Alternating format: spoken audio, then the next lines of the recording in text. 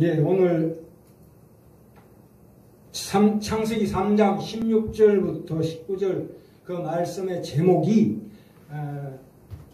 죽음에 감추어진 축복의 신비란 제목으로 우리 은혜를 나누고자 합니다.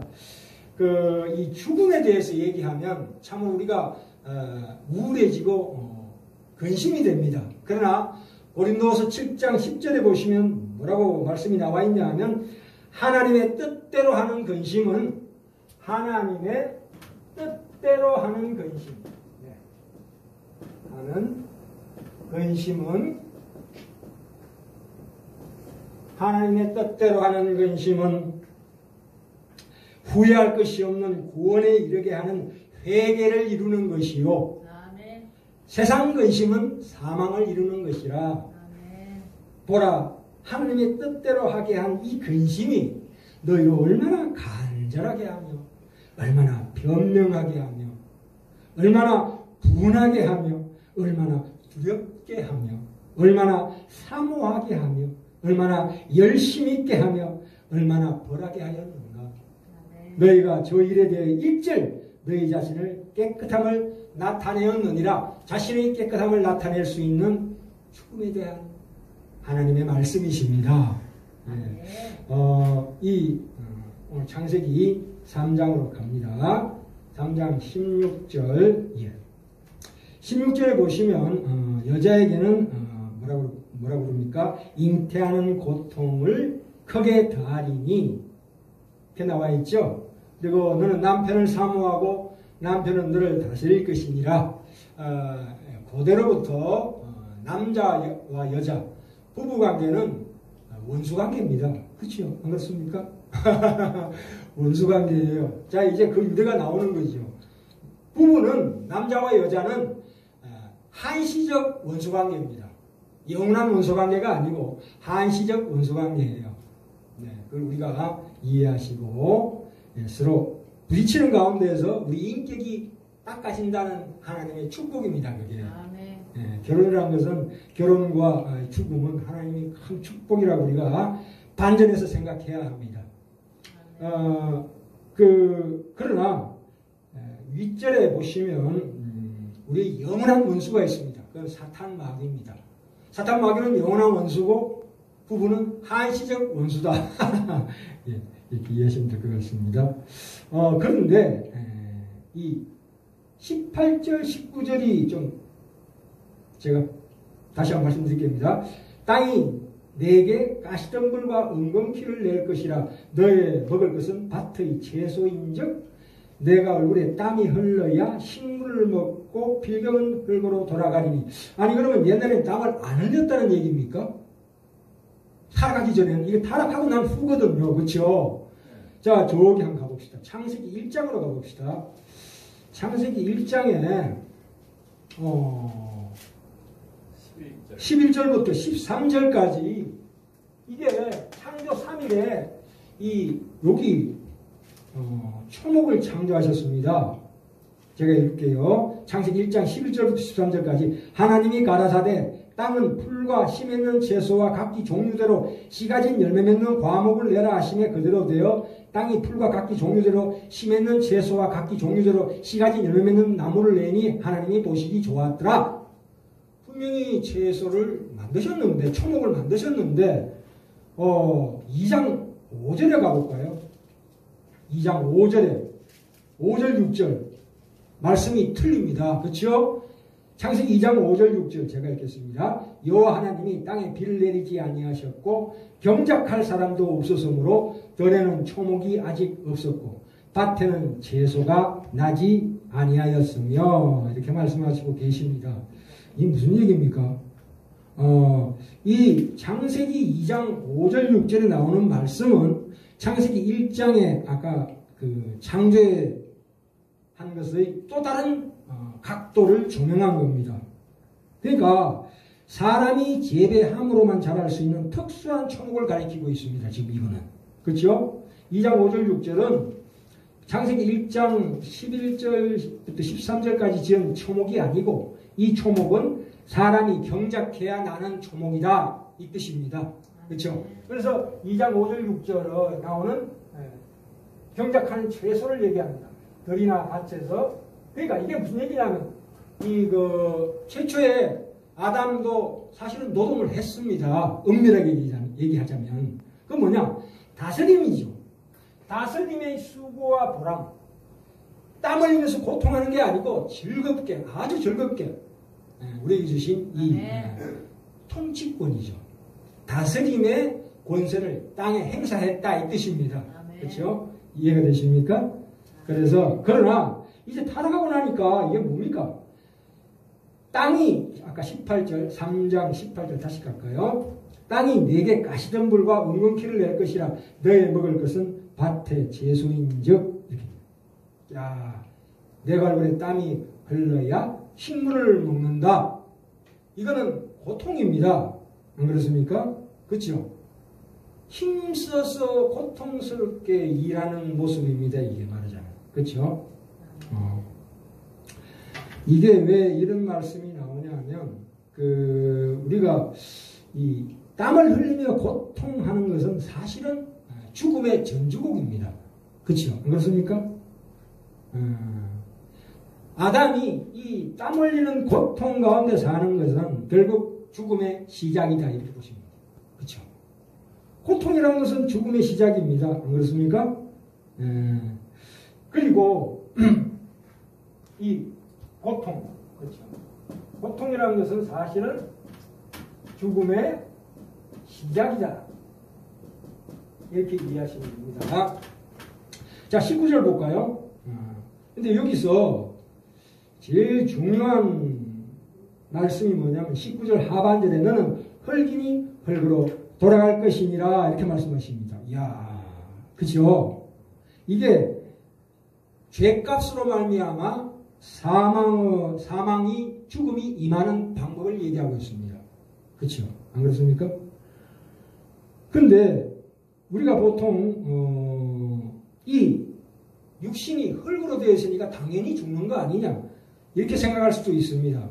세상 철학은 그렇게 얘기합니다. 지금 과학이나 의학에서도 인간은 태어날 때부터 죽음을 가지고 태어난다 이렇게 얘기합니다. 왜냐하면 우리 몸은 흙으로 지었기 때문에, 티끌로 지었기 때문에, 말하자면 원소로 지었기 때문에 이게 자동적으로 이게 땅에 묻히게 돼 있다 이렇게 돼 있습니다. 그러나 그것은 성경의 하나님의 말씀하고 좀 다릅니다. 왜냐하면 비록 우리 몸을 흙으로 지었지만 보셔요. 우리 몸은 흙으로 지었습니다만은 그 안에 있는 뭡니까? 안에 있는 이라니까 좀 말이 이상한데 우리가 이해하기 쉽게 그렇게 말씀드립니다. 영혼, 그렇죠? 이 영혼은 이 육신, 이 신체란 것은 영혼을 담는 말하자면 그릇이다 이거예요. 그렇죠? 그러면 아담이 타락하기 전에는 하나님의 영광의 빛이 영혼에 하나님과 함께 관계가 이어졌을 거 아니에요. 그죠? 하나님의 형상의 빛이 쫙 비춰졌다. 이렇게 상상해 보십시오. 그러면 영혼이 밝게 빛나고 있죠. 하나님의 영과 함께. 그렇죠? 교통하고 있다 이거예요. 그러면 이 영혼을 담는 그릇인 몸도 어떻게 될까요? 영광스러워지는 거죠. 안 그렇습니까? 네. 이걸 우리가 이해해야 됩니다. 그런데 아담이 타락함으로 말미암아 하나님의 형상의 빛이 우리의 영혼에서 단절되어 버렸습니다. 단절되어 버리고 나니까 어떻게 됩니까? 영혼을 따라서 영광스러워졌던 이 육신이 흙으로 돌아가게 되는 거예요. 안 그렇습니까? 그러니까 인간이 죽는다는 것은 자연적인 현상이 아니다 이거예요. 절대 자연적인 현상이 아니다. 하나님에 대한 죄값으로 죽음이 임했다 이겁니다. 안 그렇습니까? 그래서 이 하나님의 형상이 비치고 있는 동안에는 이 땅에 속한 이 흙에 속한 이 신체의 어떤 성격도 드러나지 않습니다. 영광스러워진 그대로 있습니다. 안 그렇습니까? 그래서 만약에 아담이 죄를 안 지었다면 또 다른 모습으로 더 우월하게 생명이 우월한 차원으로 그렇게 갈 수 있었는데도 불구하고 아담이 타락함으로 말미암아 최하의 경지로 떨어진 거죠. 죽음이 왔다 이래. 우리 주 예수 그리스도의 그 차원 높은 생명의 차원으로 우리가 더 나아갈 수도 있었는데 타락함으로 말미암아 그거는 고사하고 원래 있던 몸마저도 죽게 되었다 이 뜻입니다. 예. 참 이 죽음에 대한 신자들의 올바른 이해가 굉장히 중요합니다. 그래서 고린도전서 15장 22절에 아담 안에서 모든 사람이 죽은 것 같이 이제 그리스도 안에서 모든 사람이 삶을 얻으리라. 그리고 맨 나중에 멸망받을 원수는 사망이라. 죽음을 죽이셨다 이 말입니다. 죽음을 죽이셨어요. 그게 우리 주 예수 그리스도 안에 있는 우리 신자들의 죽음에 대한 신자의 올바른 이해입니다. 죽음을 죽였다? 이야, 이 육신의 죽음이라는 것은 자연적으로 오는 것이 아니라고 했습니다. 죄 때문에 임했다는 겁니다. 이 우리가 자연계를 보시면 자연계에서 우리 본능으로 나오는 것들은 사실은 나쁜 게 없어요. 뭐 식욕이나 어떤 먹고 마시는 거, 갈증을 느끼는 거랄지 또 우리가 생명이 자라는 것 자체는 고통도 아니고 그것이 두려움도 없어요. 사실은. 안 그렇습니까? 먹고 마시고 자고 생명이 자라나는데 무슨 두려움과 공포가 있을까요? 없습니다. 왜? 자연적인 우리 속에 있는 본능인 우리 속에 있는 자연이 그냥 하나님의 뜻대로 우리가 자연을 다스려주면 정말 아무 고통과 두려움과 근심과 걱정이 없는 삶을 살았을 텐데 이 자연이 황폐해졌다 이거예요.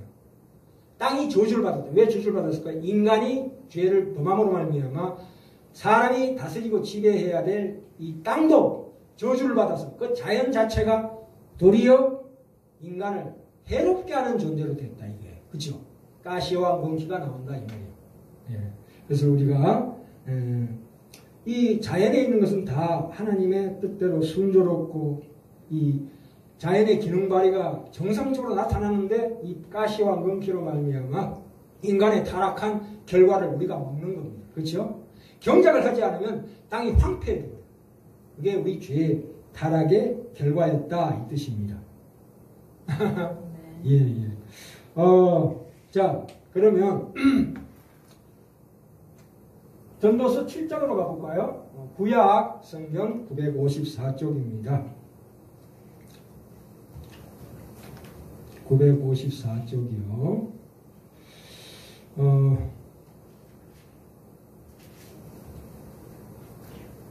이 전도서 7장 1절부터 6절까지 제가 읽겠습니다. 954쪽이요. 피셨습니까? 네. 예. 자, 전도서 7장 1절부터 6절까지입니다. 아름다운 이름이 보배로운 기름보다 나았고 죽는 날이 출생하는 날보다 나으며 초상집에 가는 것이 잔치집에 가는 것보다 나으니 모든 사람의 결국이 이와 같이 됨이라. 산자가 이것에 유심하리로다. 슬픔이 웃음보다 나음은 얼굴에 근심함으로 마음이 좋게 됨이니라.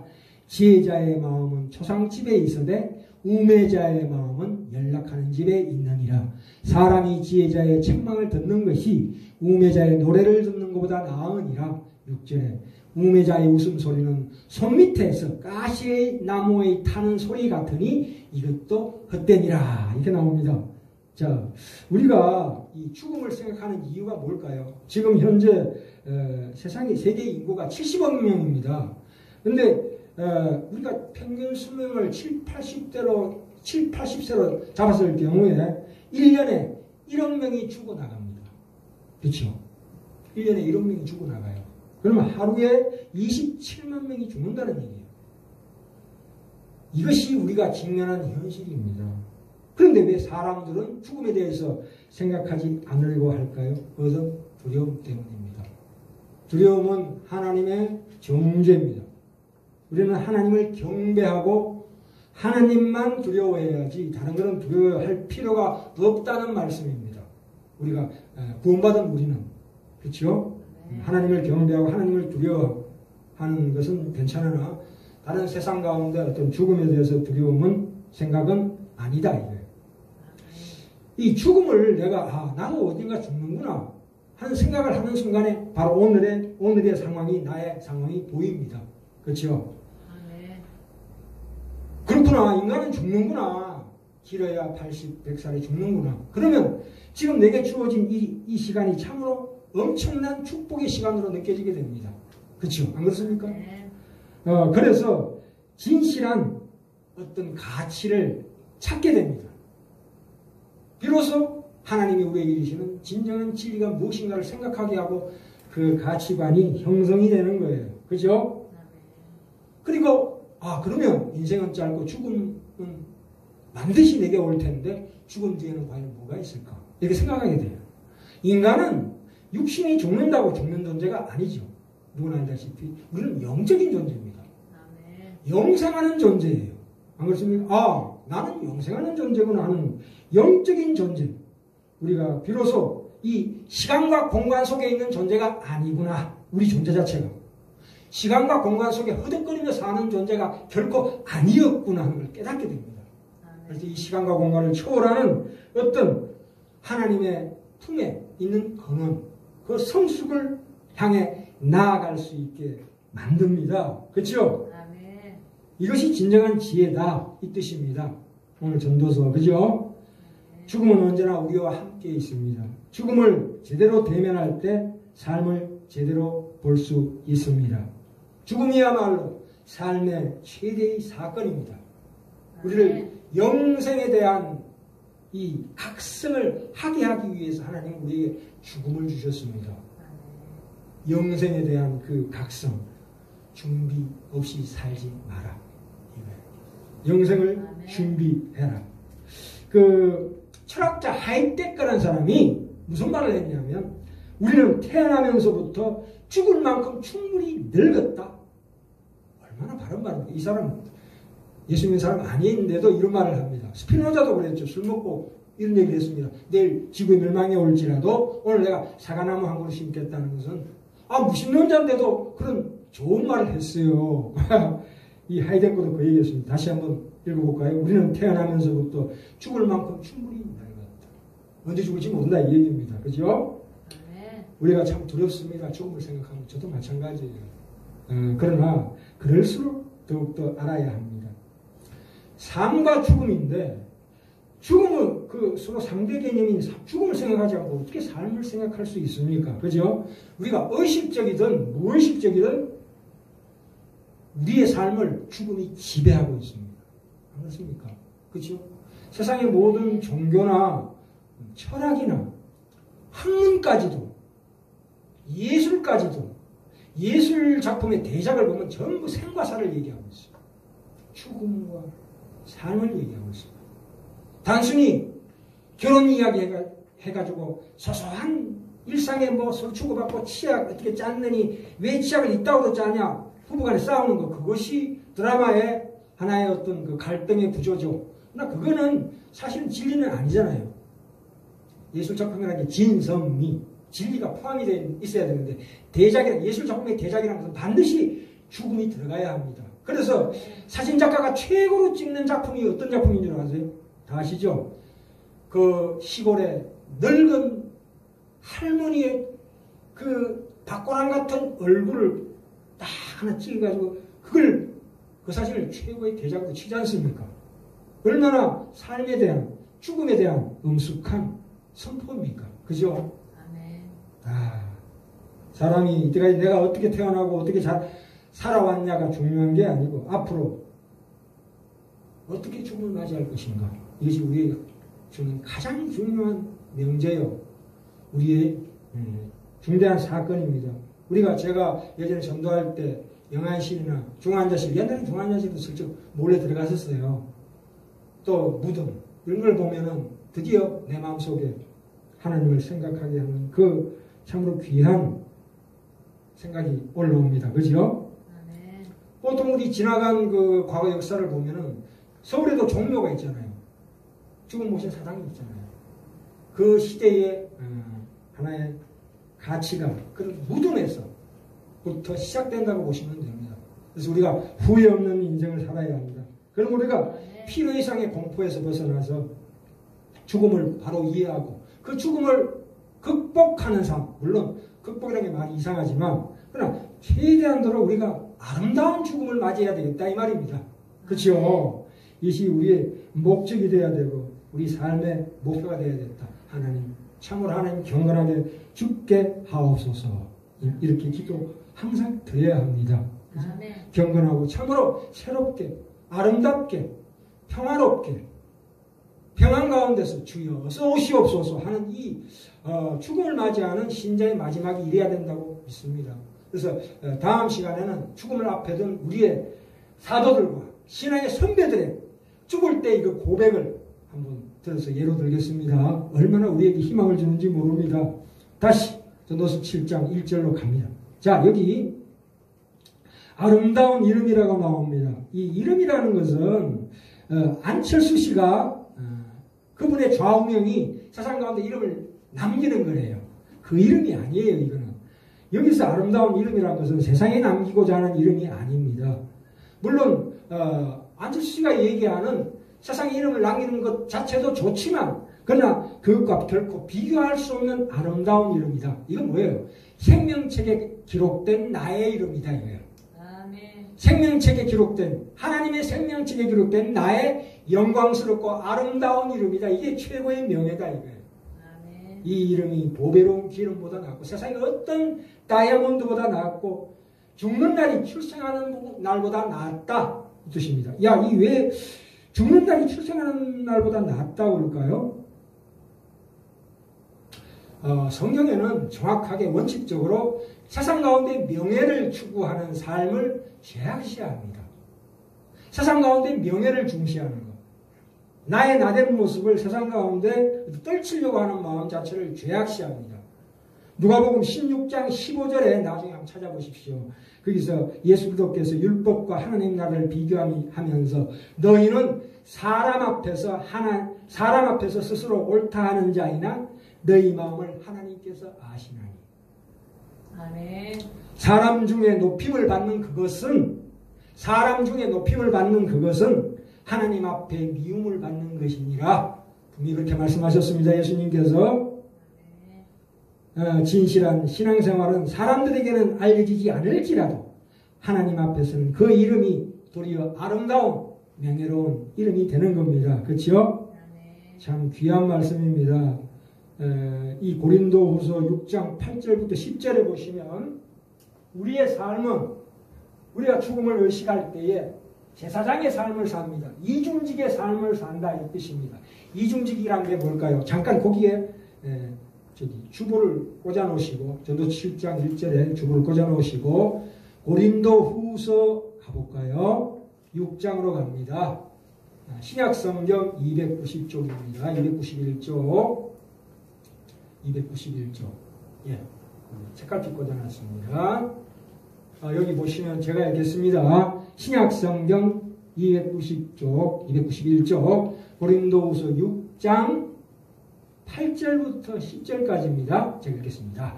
영광과 욕됨으로 말미암으며 악한 이름과 아름다운 이름으로 말미암으며 속이는 자 같으나 참되고, 그죠? 우리는 누군가를 속일 수 있습니다. 그러나 그 사람의 신앙과 그 사람의 상황에 따라서 선의의 거짓말을 할 수 있다 이겁니다. 그죠? 속이는 자 같으나 그 사람을 사랑하는 마음이 참되고, 무명한 자 같으나 유명한 자요. 우리는 무명한 자입니다. 그죠? 그러나 우리는 유명한 자요. 죽은 자 같으나 보라 우리가 살고, 징계를 받는 자 같으나 죽임을 당하지 아니하고. 이 징계라는 말이 나오는데 이거는 자식을 다스리는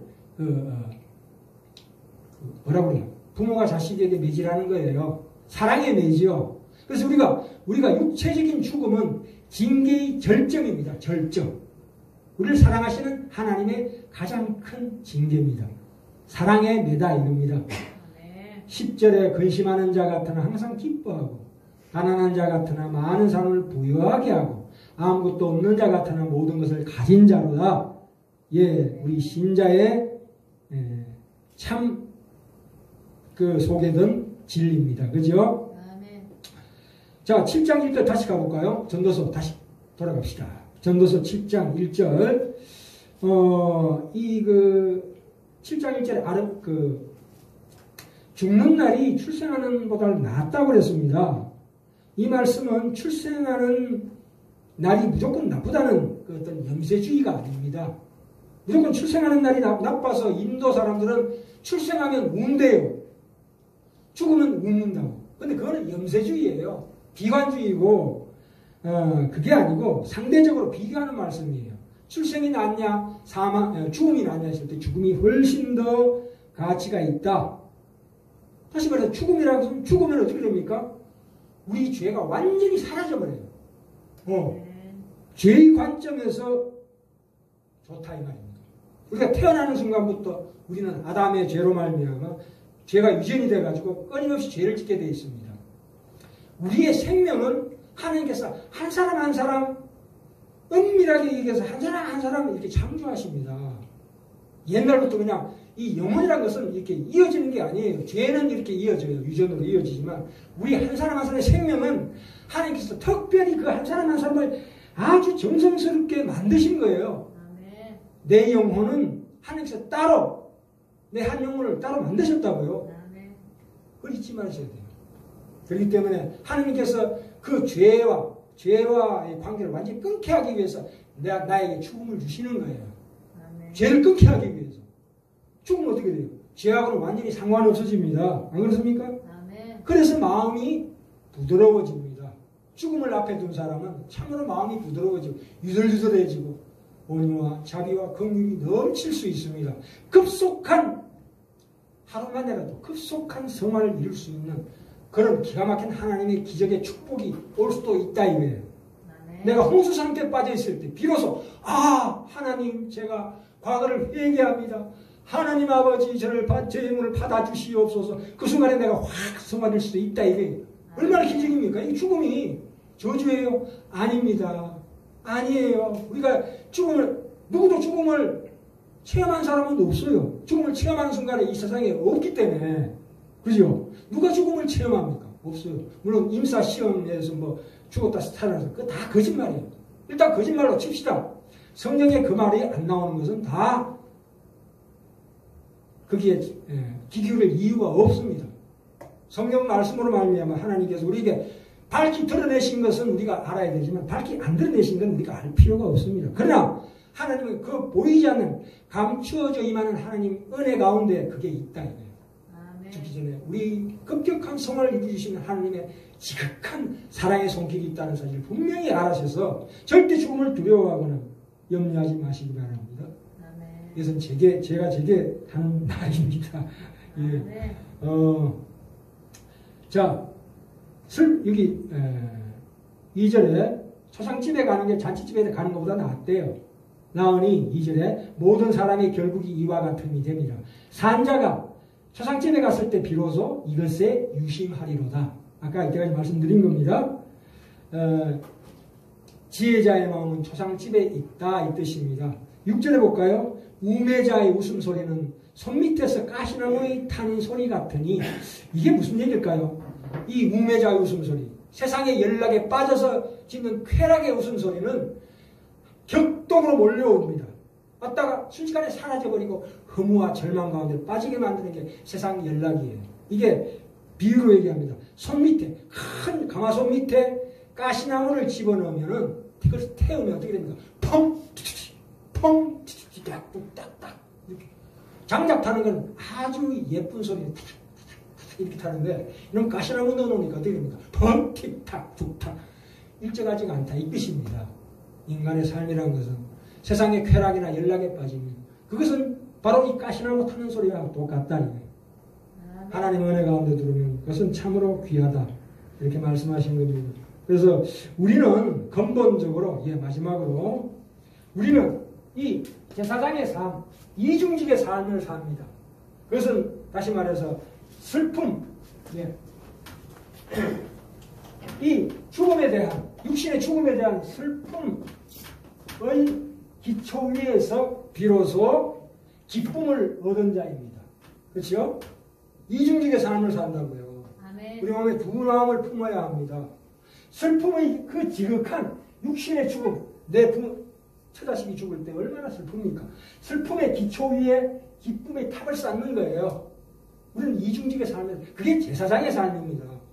슬픔만 가지고 사는 것이 아니고 기쁨만 가지고 사는 것이 아니고 두 가지 마음을 가지고 사는 겁니다. 그렇죠? 네. 인생이 그렇지 않습니까? 슬픔이 있으면 기쁨이 있고 기쁨이 있으면 슬픔이 있는 거예요. 그러니까 두 가지를 다 가지고 다시 한번 말씀드립니다. 마지막으로 슬픔의 기초 위에서 기쁨을 얻은 자예요. 이미 기쁨을 얻은 자이고 괴로움의 바닥 위에서 그 인생 살아보십시오. 결국은 그 괴로움의 바닥 위에서 즐거움의 비밀을 깨달은 자이며 그렇죠? 고통의 뿌리에서 행복의 가치를 발견한 자입니다. 그렇기 때문에 그리스도인은 슬퍼하면서도 기뻐하는 자이고 괴로워하면서도 즐거워하는 자이고 고통하면서도 행복해하는 자입니다. 이 신비한 우리의 인생을 참으로 누리시기 바랍니다. 결국은 어디로 갑니까? 영광스러운 참으로 명예로운 하나님의 영광의 길로 우리가 갑니다. 사실 깊이 명심하시고 우리에게 주신 이 짧은 인생이야말로 죽음에 대비해 볼 때 얼마나 귀한 인생입니까? 하루를 그냥 보내지 마십시오. 허비하지 마시고 누리시고 즐겁게 사셔야 합니다. 아멘. 네, 기도하시겠습니다.